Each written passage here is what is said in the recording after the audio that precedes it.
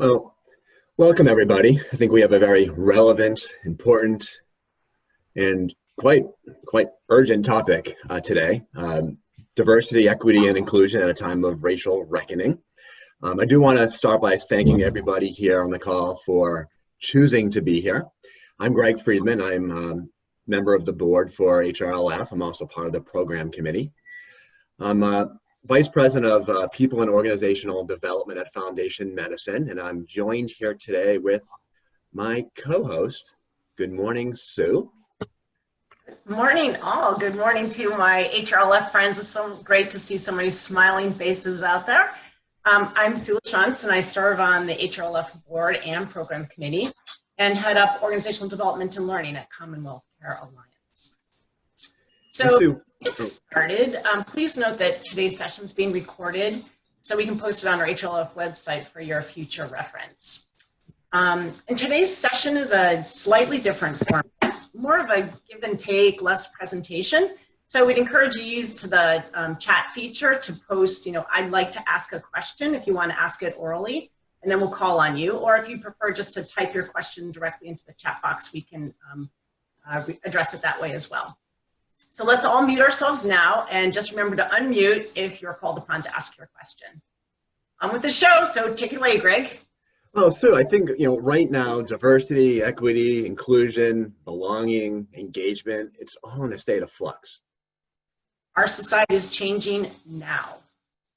I feel like right now, this is probably, at least in my lifetime, the biggest civil rights movement ever.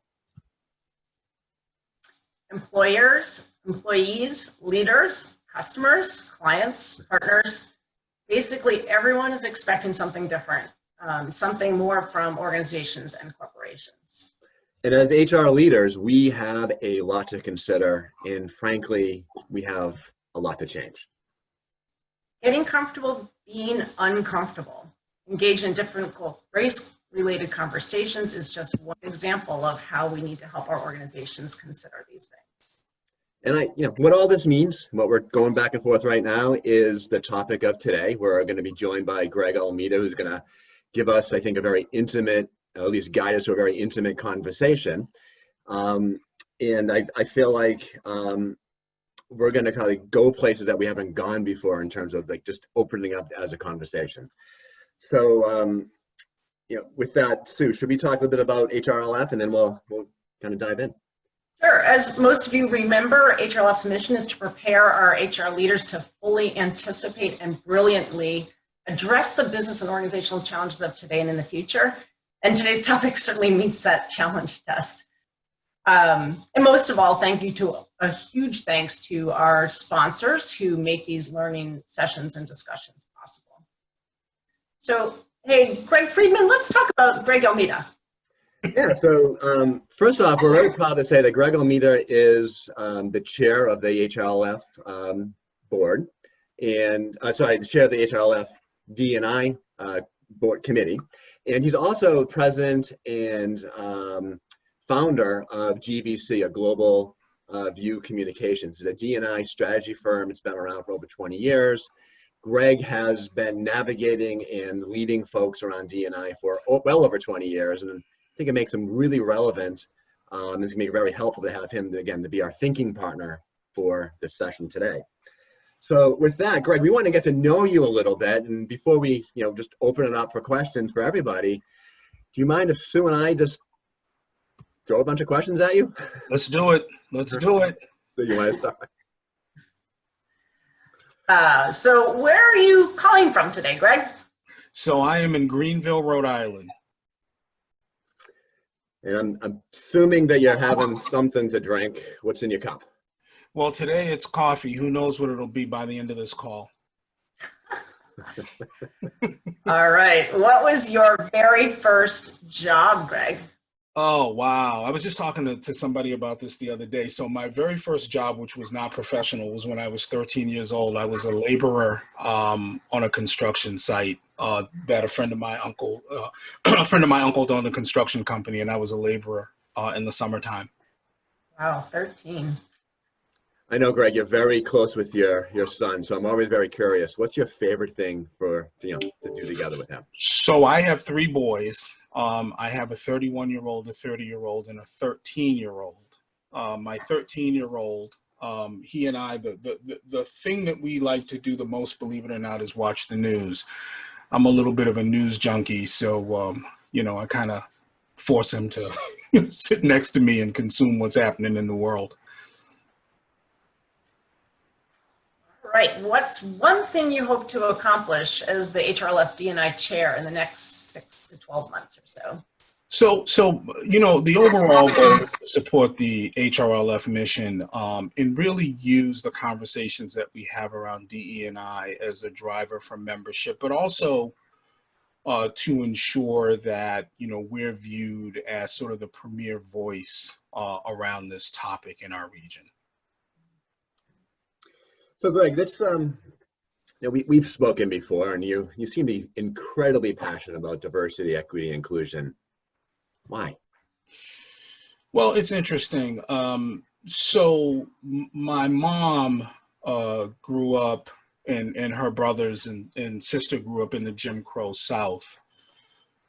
They actually came to Boston. My mom and three of her brothers, three of my uncles came to Boston, I want to say in the late 40s, early 50s. Boston was a very, very different place at that time. My father was actually born in Boston.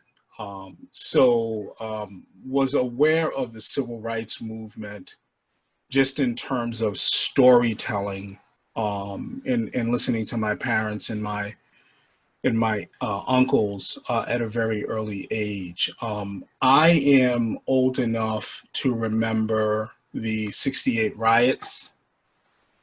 I came of age during busing in Boston.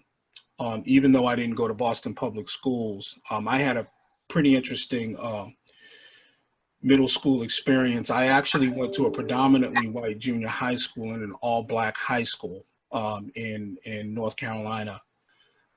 When I came back to Boston in 1975, I'm sorry, we were still pretty much at the height of all the racial problems in Boston. And so, I have memories of really not being okay with that. And, I became an adult Rodney King and all of those other incidents and issues that happened. But I think it's been something that's been kind of ingrained in me because of my upbringing and my lived experience and that of my parents and my uncles. So, Greg, fast forward. So that was the past. It's 2020. What's going on? Well, that's a really good question. I mean, I think that we're still, in a lot of ways, dealing with a ton of unresolved issues, especially as it relates to African Americans in the United States and our fight for justice. I think that we're at a real inflection point right now in this country where there are really sort of two things that are going on. So in sort of a summary kind of way, there's a bunch of stuff going on, but I'm going to categorize them in sort of two ways. So there's the legislative aspect of this, which has always been the fight, I think, or always been the front of the war on social justice, legislation, legal redress, etc. But now what we're beginning to see is that there are institutions and organizations that are being held accountable for their role or lack of their role in this fight. And I use the word fight not in a pejorative or a negative way, but for a lot of us, this is actually a fight. I think that the legislative and the legal redress is probably the easier of the two. I'm not suggesting that it's easier, but I think it's the easiest of the two. Organizations and institutions in this country for as long as I can remember have been sort of loath to get into what they consider to be sort of hot political topics. But that actually changed about 3 or 4 years ago with marriage equality, Me Too, and some other issues that immigration, that institutions actually got behind and showed support for, and actually leaned in with some opinions. So I think that those are sort of the two categories. But I think beneath all of that, I think that most of us are just sort of fed up, right? There's just like a lot of stuff going on that hasn't been addressed, whether it's economic, whether it's the political environment, whatever it is. I think that there's just I've had it up to here sort of mentality. It reminds me of the movie Network, where Albert Finney sticks his head out the window and says, "I'm mad as hell and I'm not going to take it anymore." I think, we're at that point in this country, and I think it's all kind of converged on the racial reckoning that we're talking about today. So Sue, should we, I mean, between the two of us, I'm sure we have plenty of questions because we're curious, but should we open the floor to invite others to ask questions? Absolutely. Fire away. So if anyone has a question, take yourself off mute and let's just engage in a conversation with Greg.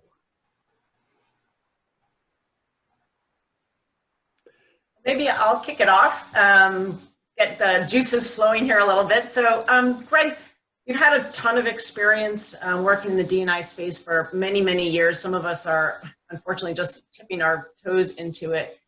What are some of the practices you see, companies demonstrating that will make a sustainable difference? So the key word there is sustainable, and I'm actually glad that you mentioned that. One of the things that I just want to say is that in this environment right now, one of the things that's been beginning to happen is that the playbook around diversity and inclusion in a lot of organizations is either being ripped up or parts of it are being ripped up, and folks are looking at starting all over again. And I think that one of the things that initiated that, and I don't think we've ever seen this before on this topic, and that is employees going to their employers and basically saying, "What's up?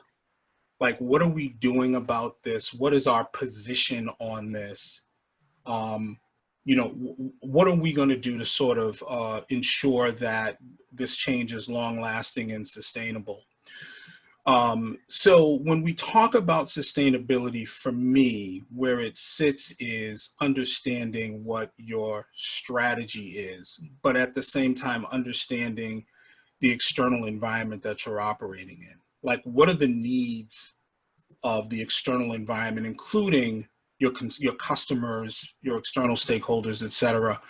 What is it that is important to them? And I think that a lot of times what we've done with diversity and inclusion is that it's always been almost inward looking.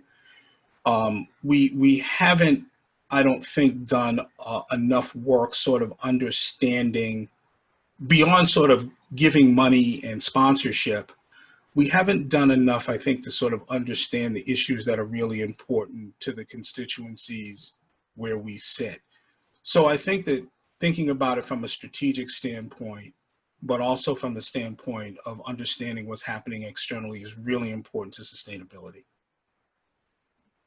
So Greg, I have a couple of questions just in the chat, and I'll read you, start with one of them. So Tricia McCall is asking, what's the best way to help leadership teams move from what we're doing today to more basically addressing things systematically? Yeah, so on some level, that's a little bit of a hearts and minds question. At the same time, it's a question of what's important to that leadership.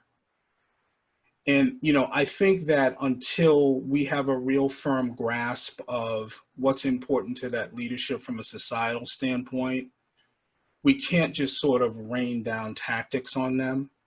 We've got to help them understand how this impacts the business of the business.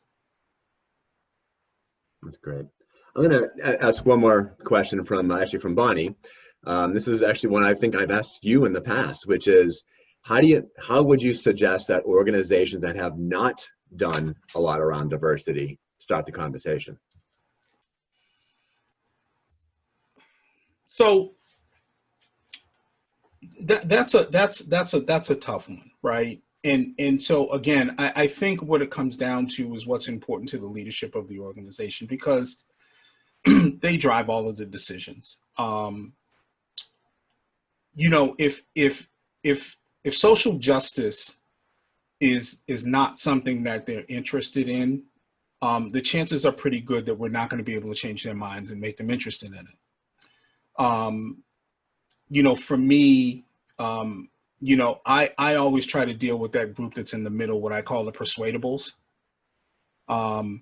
And, you know, to start the conversation with folks that are just not interested or can't be persuaded, I think is in some ways is not a good use of our time. But we do know that all executives are concerned about the brand, and we know that they're concerned about growth, especially in this environment where eking out growth is so hard. And so if there's a way that we can connect what's happening in society to them being able to either enhance the brand or grow revenue, I think you'll get their attention. Greg, go ahead. Joanne. Yeah, hi. Good morning. Hi, Greg. Hey, JD.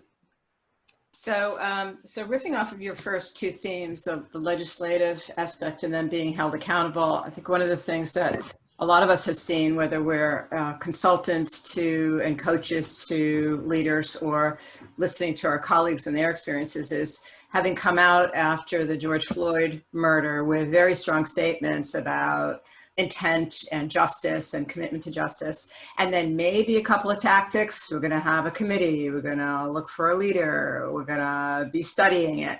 And then there's been really a drop off. And I don't think I don't think it was disingenuous. I think there was really an intent. So I don't know if you've been seeing that. Also, I know that you're in some organizations driving some really deep conversations, which is transformational. But what are you seeing, or what would you recommend to keep that level of commitment up or engagement up, and a couple of the next steps that aren't just tactical, that are maybe more impactful and programmatic? Yeah, so that's a really good question. So there were two things sort of happening out in the ether right now, right? So one is the media is like all over this, just in terms of like what I'm going to call performative activism. Like making a statement and then not doing anything. And there have been articles across the spectrum around calling particular institutions and organizations to account. There was an article on Saturday or Sunday of this past week in the Globe about how there are no African-American directors on a majority of the Massachusetts public traded companies. So that's one way that the heat is being kept up. The other way that the heat is being kept up, and again, I need to go back to this because I've never really seen this before, and that is employees are really, really driving this conversation. And it's not just Black employees, it's white employees, it's Asian employees, it's employees of color, it's immigrant employees. They're really, really driving this conversation. You're always going to have a group of organizations or leaders in organizations that are going to just do the bare minimum. I just don't think that at this point in time that that's going to fly. There are all kinds of activist groups around the internet that are calling companies out. One example of that was Adidas, and I don't know how many of you are familiar with the Adidas story. But the long and the short of it is Adidas came out with a statement that most of their employees, including their Black employees, felt was light. The Black employees got together, went to leadership, and they basically said they said to the Adidas leadership, and I'm paraphrasing, they basically said that you wouldn't be the company that you are without the Black consumer. And you know, I think that, you know, I remember, some of you may remember the Run DMC song, My Adidas, which was really sort of the harbinger of celebrity endorsements back in the 80s. But that rang true with the leadership. And they set out and did another statement that was much, much stronger. So I'm not sure that institutions and organizations are going to be able to get away with performative activism in the way that they have been in the past. I think it's a new paradigm. You know, I can go on Instagram and set up an anonymous page, and you know, I don't have to go to Glassdoor, right? I can go to Instagram, set up an anonymous page, get, 5 or 6 of my colleagues, and we can talk mad garbage about a company if we want to, and get all kinds of likes. So I just don't think we're in an environment where that's going to fly very much anymore. Greg, we have some more questions on the chat. Jennifer's asking, what role can BRGs, which may be the same as ERGs, but she'll have to define that, play in guiding leadership and empowering employees? Yeah. So here's how I would say that you all are the voice of not only what's happening in the organization, but you are the voice of the communities that you come from, the communities that you represent. You know more about the issues that you confront in those communities and inside the organization than any leader will probably ever know. And what I would encourage you to do is to be the vessel of that business intelligence, because that's what that is. That's business intelligence. So if you're a member of a Latino or Latinx ERG and the organization is having a hard time recruiting Latinx professionals, my suspicion is that you know exactly why that is. And I think that you should be, and I would encourage you to be the voice of that information inside the organization. That's actually a great segue in terms of having your voice and being the voice, that some of the conversations we need to have related to this can be uncomfortable, as we sort of set the stage when we started out today. And how can we help people lean into that discomfort and have the confidence to progress or advance those conversations? So I'm one of those people that doesn't believe that you can force it. We all saw what happened to George Floyd. And by the way, that was actually, in my memory, besides Rodney King, the first clear video, high resolution video that we saw of somebody actually being killed by the police. And there was no question about the camera angle. There was no question about distance. And so I think that it kind of changed the paradigm around people's willingness to have this discussion and be uncomfortable. But in some ways, for me, and I'm only going to make this comment from my perspective. Personally, I think that talking about the police is easy. The hard part is talking about some of those practices and policies that the institutions have engaged in that are not, that are contributory to the overall situation that we find ourselves in, whether it be lack of promotion, lack of people on boards, pigeonholing people of color into certain roles, pay equity. Those are the harder things to talk about. And but I do think now we have an opportunity, because of what happened with George Floyd and Breonna Taylor, and Ahmaud Arbery, that people are willing to be a little bit more uncomfortable. The question for me is what's going to change, right? That's the way I sort of think about it. It's like we can have all of these conversations, but what are folks committed to doing? And I don't know that collectively we've crossed that river yet. I think that everybody wants to have the conversation. Yes. I think that everybody knows what happened is wrong. Yes. I think that everybody knows policies and procedures need to change. But what I'm not hearing a lot about is commitment to change. I'm hearing commitment to look at it, but I'm not hearing commitment to change. So I think that that's the next Rubicon we have to cross. Right. Let me ask a follow-up on that. So, since we're talking about organizations, if you go into the future and you start to see organizations that have made a commitment to change, and of course organizations that are made of employees, what does that look like? Like, what does a organization with employees that have committed to change and actually done the change, like what's it look like? What's it sound like? What's it feel like? Yeah. So this issue is still unless a person in an organization does something that's really egregious, there's probably still not a whole lot of consequences to bad behavior around racism. There just isn't. If you're out in the hallway, telling, bad jokes, you'll probably get reprimanded.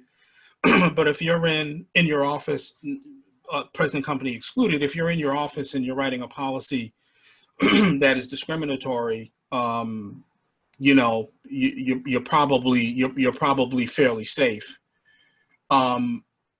I think that there's a little bit of a rush to do stuff now, and I'm reading a lot about people who are, or companies that are making commitments to hire X number of folks, promote X number of folks, based on their race and ethnicity. I don't necessarily have a problem with that. What I'm concerned about is what happens in 3 to 5 years. And so to answer your question, Greg, I really don't know. I mean, I would hope that the commitments or the things that we're seeing right now that organizations are doing are sustainable, but we're getting ready to go into a real silly season with this election.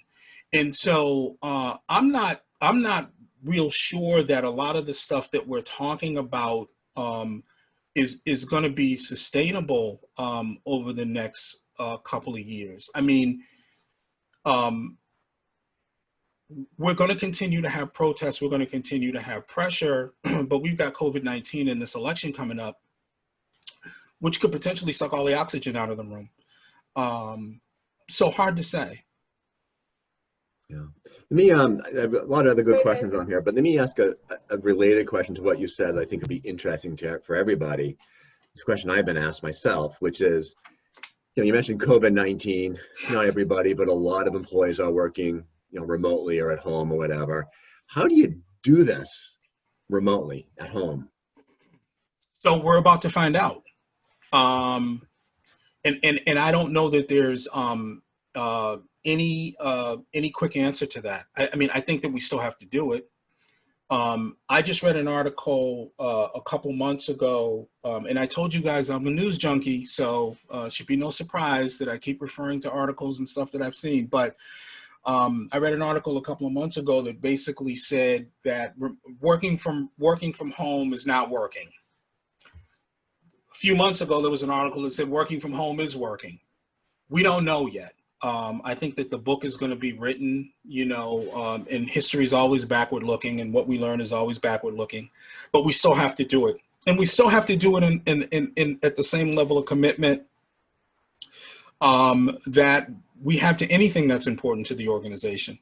We just have a different platform doing it via Zoom and Teams and other platforms. But I just can't answer that question right now.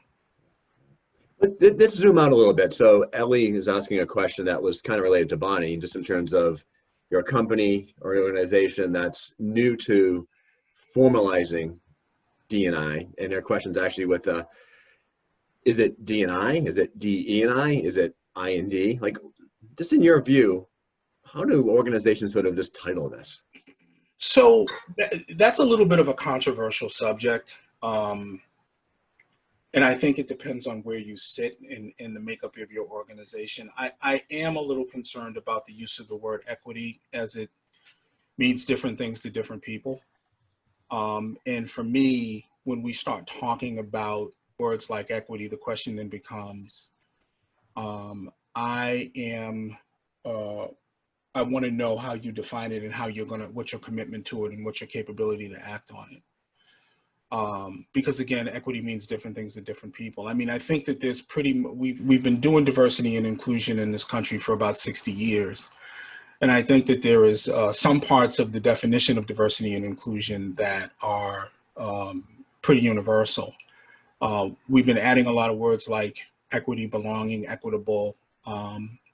And, you know, I just want to make sure that when we start talking about those things, that we're actually able to execute on them.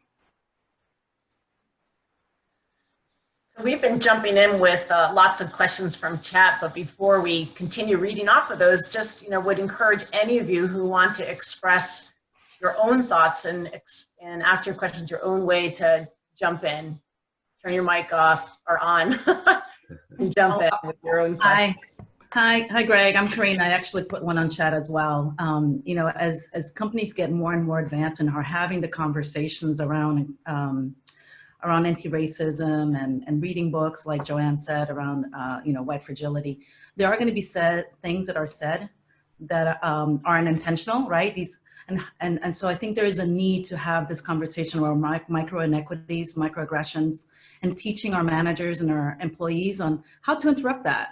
You know, what is the right way to make peace with what is being said, even though it might be incorrect, as we're learning and teaching folks through the journey. So I'm interested to hear from you, what are some effective ways to get to that peace around microaggressions, which is that death of 1,000 cuts, right? They're little, but little by little, with everything going on, is just ready for not working, right? So Karina, I'm actually glad you asked that question, because I do want to make a distinction. We work in the strategy space. We don't work in the training space. We don't work in the culture building space. So quite frankly, when we work with our clients, and we're very clear about that at the beginning, we would bring in people who would be expert in that after we've done the assessment. So, you know, I just want to really put that out there in terms of what it is that we do and what our expertise is in.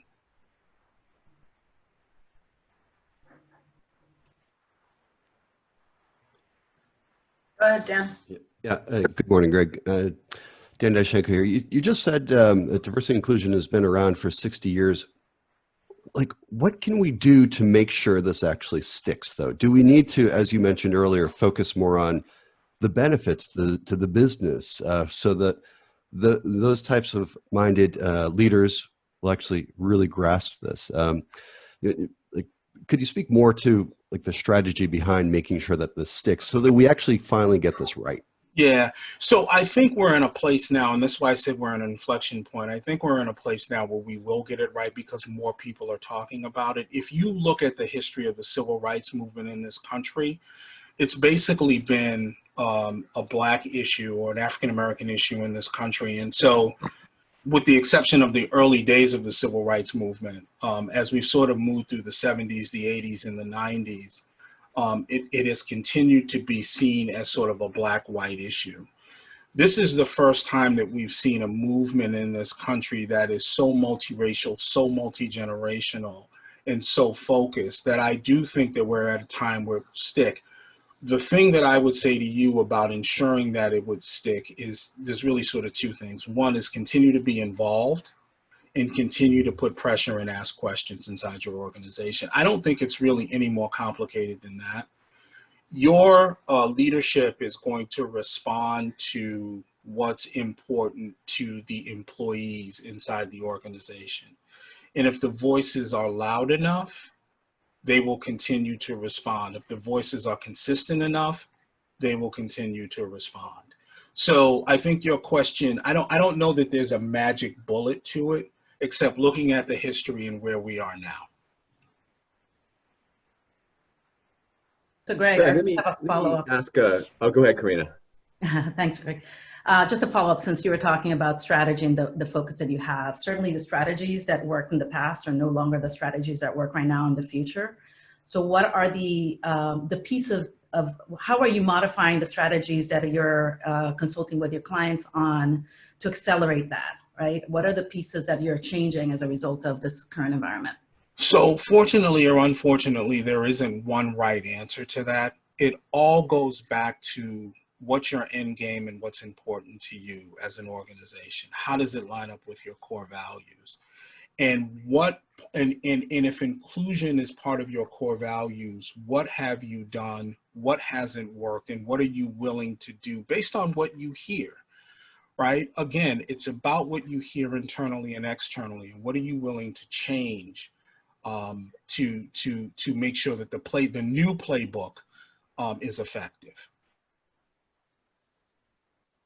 So Greg, let me ask a question from the chat, and we'll go back and forth. But this one might mean you might want to unpack it a little bit. So it's from Jen, and it says, "How do we as HR people balance inclusiveness for all with our diversity initiatives as we're trying to help everyone feel valued?" Yeah, so that's a good question, and I've never believed that it's either or. I think that there's always been this tension between inclusion and diversity that I don't think is really necessary.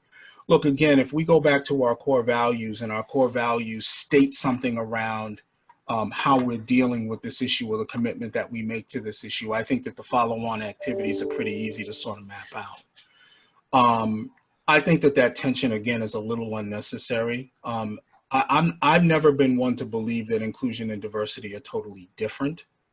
I think diversity, most people define it as race, ethnicity, and gender. Inclusiveness is people define it as everyone. But, again, if you look at the movement that we're in right now, and if you look at the energy in that movement, this is probably the most inclusive movement that we've ever seen. So I think you tap into that inside your organizations.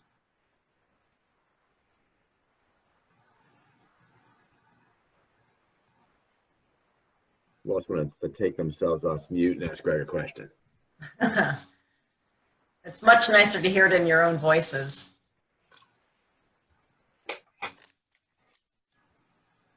I'll go again. Why not? Because since we were talking about new in the space and using DEI or DNIE, there's also the whole term around URG versus BIPOC, which is the new term that we're seeing. And so what are some of the terms that we're using right now, or diverse talent that you're seeing trending towards, and why? So I've seen a lot of BIPOC. I listen, the origins of these, I would not be able to tell you. And I don't think that one is more valid than the other. I do think that there are, so in the Black Lives Matter movement, both the origins of it and where it is now, I think that there is a desire for other groups to want to be heard who may have been victimized or affected by racism in this country. I personally do not have a problem with that. I think that as many voices as we can have in this conversation, the more momentum that we will get. But some of these terms, underrepresented groups, BIPOC, I just don't know the origin of them. And again, I don't have a problem with it.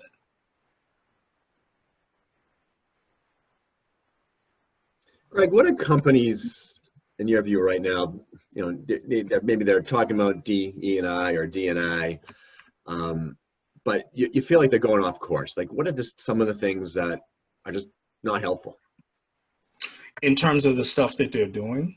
Yeah, as HR leaders and HR, the supporters of leaders, like, help us sort of navigate the doors that we should be going in.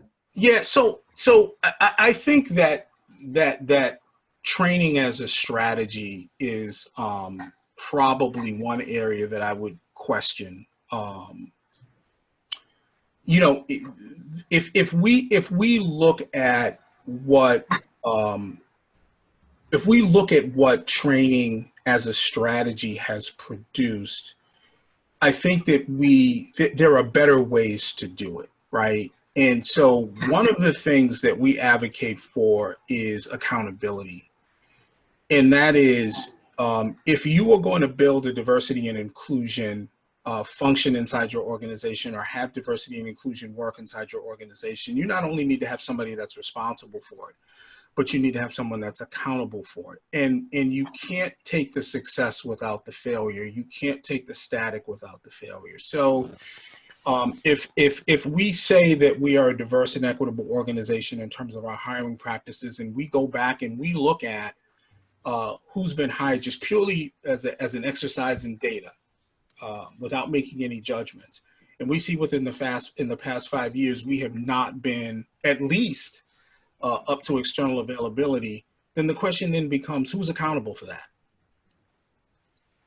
And so I don't think it's an either or proposition. I think it's a both and, but I also think that accountability is really, really important.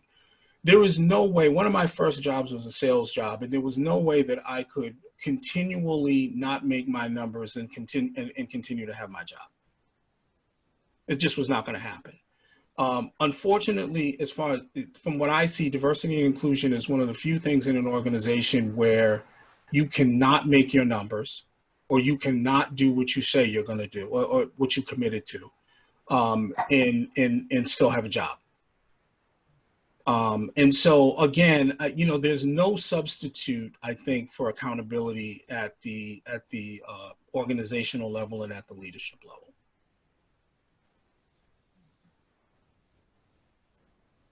So Greg, Jen Pargas has a important question about what question hasn't been asked yet that you would really appreciate, that we would, that we would appreciate hearing. So, I guess for me, the question is, what are we going to do? I think that there are times that we want to engage in an academic discussion about this when it's actually an emotional issue from where I sit. And, the question for me is, if we've got all this racial reckoning happening in society, which, by the way, some people in this country have been talking about for many, many years, and for some reason there was ambivalence around it, or it wasn't believed. Now we see the evidence and the proof. And by the way, ever since the George Floyd tape, we've continually seen tapes from the past and the present about police misconduct and personal misconduct by people. The woman in Central Park is an example. We just had an incident here up in Massachusetts, and I think it was Rockport or somewhere, where a child was giving somebody a donut and racial slurs were thrown at him. So the question is, what are we going to do? And at what point do we say enough is enough? Like, we're just not going to tolerate this anymore. People of goodwill are just not going to tolerate this anymore. So that's the question for me. What are we going to do? We.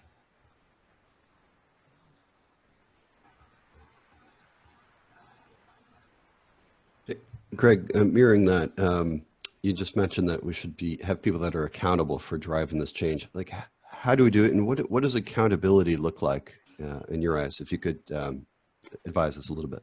Yeah. So as far as D&I is concerned, most of us have some sort of metrics that we're looking at, and if we don't, maybe we should build some metrics. And I guess for me, it comes down to, is this issue important enough to hold people accountable in the same way that you hold them accountable for any other initiative that's strategically important inside of an organization, whether it's revenue growth, whether it's cost savings, whether it's innovation, whatever those things are, those 4 or 5 of things are, brand equity, and so on. Is this important enough to hold people accountable for? And I think that on the far end of the continuum, it's like, do people need to get fired if they don't, if these goals aren't made? And on the other end of the continuum, does it mean that I heard Nike just replaced their CDO with a new person? Does the person that's in the seat, if they're not making the progress that they stated, do we need to find someone else to do the job? These are some harsh decisions that we're going to need to make. And people talk about uncomfortable. There's some harsh decisions that we're going to need to make from a business perspective as to whether or not this is important. I want to, if I could, I want to go back to this training thing for a second, because I don't want people to think that I'm anti-training. But I have a couple of months ago, when there was this whole conversation about Aunt Jemima and Uncle Ben's and changing those brands. The thing that struck me was that, and me and my friends talked about this, those are major American corporations that own those brands. And, you know, I would have to believe that on some level that there was some sort of sensitivity, diversity, implicit bias, whatever you want to call it, training. And I guess my question is, at what point, where in an organization, what are the limitations of the training, right? So if training is training meant to impact the whole enterprise, or are there off limits areas for the training? So for instance, it would seem to me that, you know, those brands been around a long time.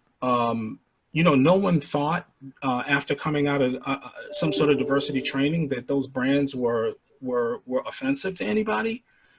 You know, I just wonder if, when we think about diversity and inclusion, whether we pigeonhole it into one area of the organization and say that you're meant to impact this area of the organization, but other areas like commerce and other areas like innovation and other areas like product development, you know, you're constrained from having a conversation about that. And it's problematic, I think. So, you know, Greg, related to that, you work with a whole bunch of different companies, so you have to see a lot, you have a broad view. What are some of the best practices that some of these companies are doing? So, you know, to your point, so the conversation isn't just happening in the training space. You know, what are, I don't know, 2, 3 best practices that we all can learn from? So one is business alignment, right? So one of the things that we're beginning to see, and we've actually seen this over the past 3 or 4 years, is actually taking the DE&I or D&I work out of HR and having it be its own sort of strategic function inside the organization. But that's an appetite question, right? That's an appetite question in terms of how companies operate, and whether or not, you know, it's a sub-function or whether it's a function on its own. The other thing that I'm beginning to see is that a lot more CEOs are not only having the CDO report to them, but they're taking a more public stance around diversity and inclusion. So it's more aligned with their own personal brands and their core values. And then the third thing that I'm beginning to see a lot of is a question around, have we defined our strategy properly? Like, what is it that we're really trying to accomplish with the diversity and inclusion work beyond HR, beyond representation, beyond culture? So those are the 3 things that I'm beginning to see now. And underneath all of that is this conversation about accountability.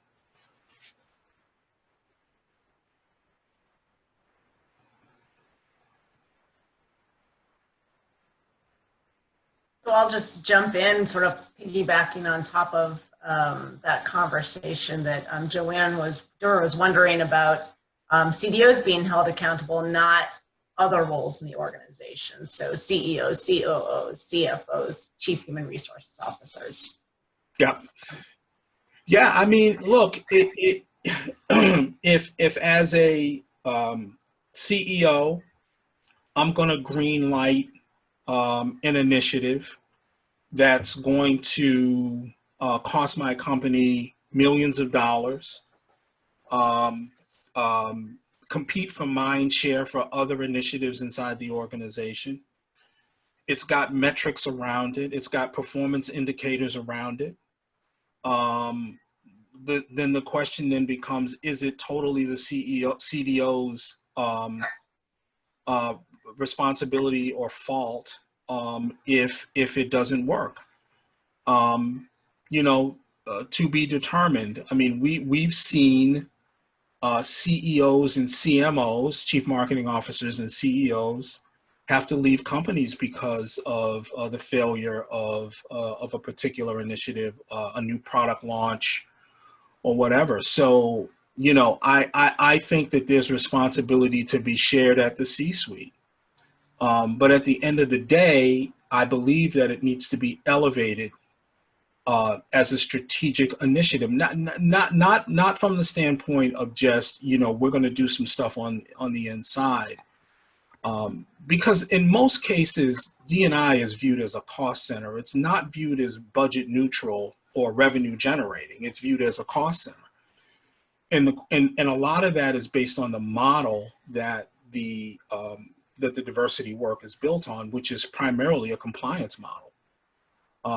So the reality is that if we want this work to do what it's supposed to do, which is enhance brand, generate revenue, and or generate innovation in the form of cost savings, we have to elevate it, and folks have to be responsible for it beyond the CDO.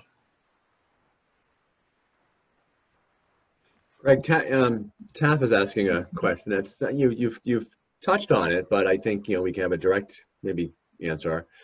So he's wondering about we're talking about individual sort of levers, and he's wondering about sort of the institutional levers. So what do you think about lasting institutional change?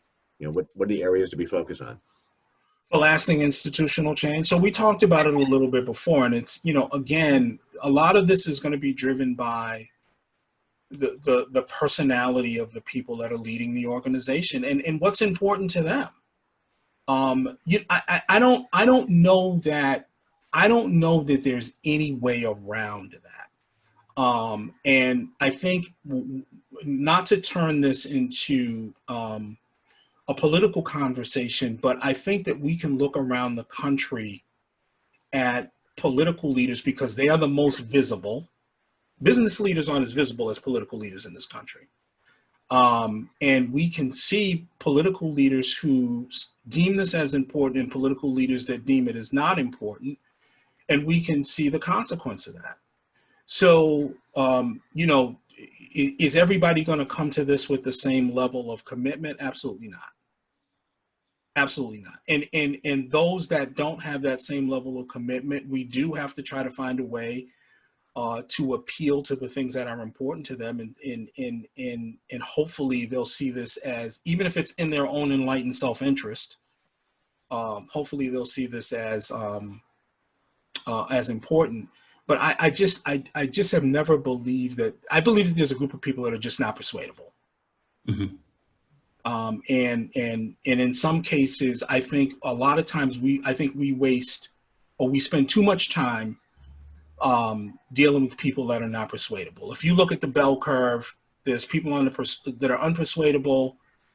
There are skeptics, there are true believers, and then the vast middle of people that are persuadable. And I think that that's where we need to spend our time, is in the vast middle of people that are persuadable.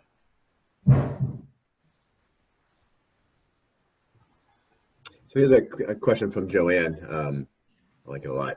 So what do you recommend to us HR leaders as the biggest, maybe 1, 2, 3 actions we can take to make an impact?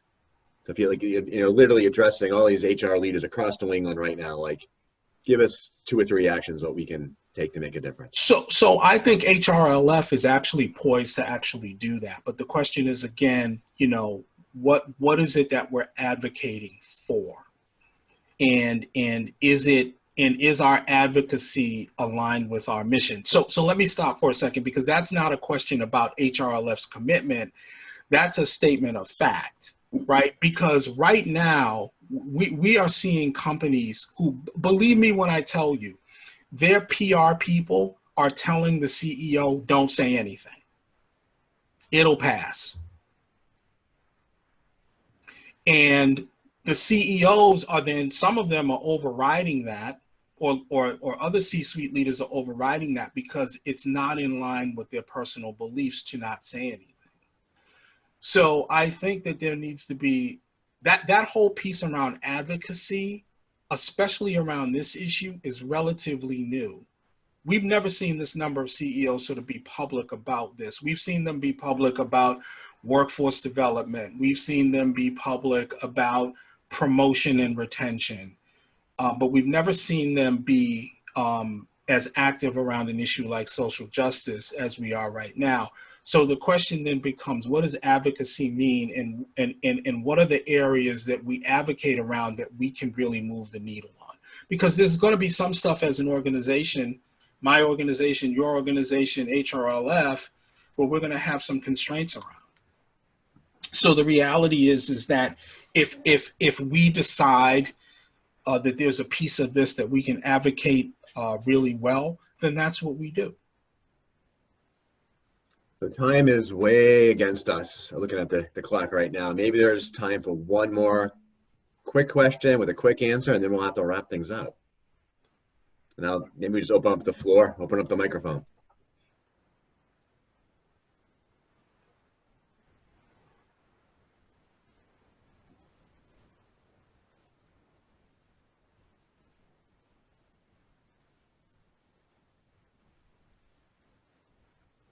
Well, hi, my name is Ellie Eckhoff. Thank you very much, Greg. I have a quick question.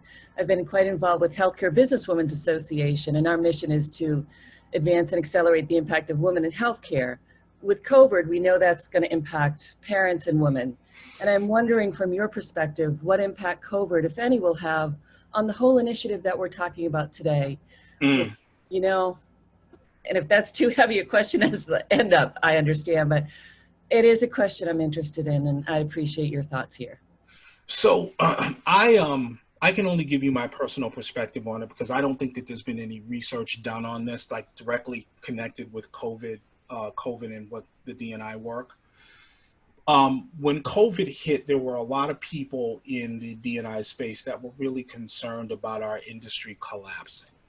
And one of the reasons that we were concerned about the industry collapsing was because there was all this uncertainty around what the workplace was going to look like, and resources being put into rebuilding safe workplaces. And then we had these incidents, these police incidents happen, and it became a priority all over again.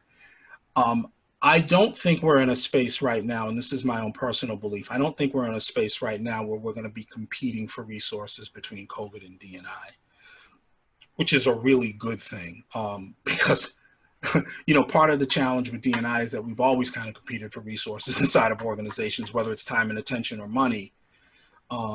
So I think that right now we're in a pretty good place where there's not going to be any retrenchment on the D&I work because of COVID. So I'm going to just, we have another minute left. I'm just going to make a little bit of a commercial if we wanted to continue sort of this type of conversation. And 2 weeks from now, Paul Francisco is going to talk about designing a just and equitable workplace, not part of through the HRLF program. So, you know, one for everyone to consider to go to. And actually next week we have HRLF Unplugged. And if you can think of the old days when we do these like in person physically, there was the before, during, and after the conversation. We network with each other. That's what the Unplugged's for, the before, during, and the after. So that's next week. Go to hrlf.org or the website, get some more information. Hopefully to see you all there. Greg, thank you so much for an incredible conversation. Super insightful. I think we all got a lot from this. And Sue, I'll let you wrap up with the final words. Sure. And thanks to all of you members who are participating today and friends who are participating today. Just wanted to thank you for all the valuable reading recommendations, et cetera, in the chat. We'll try to see if we can save some of those and put it on the website. And thanks again to McKenna Management for making events like this happen professionally and flawlessly. So have a great day, everyone. Until next time. Thank you. Thank you.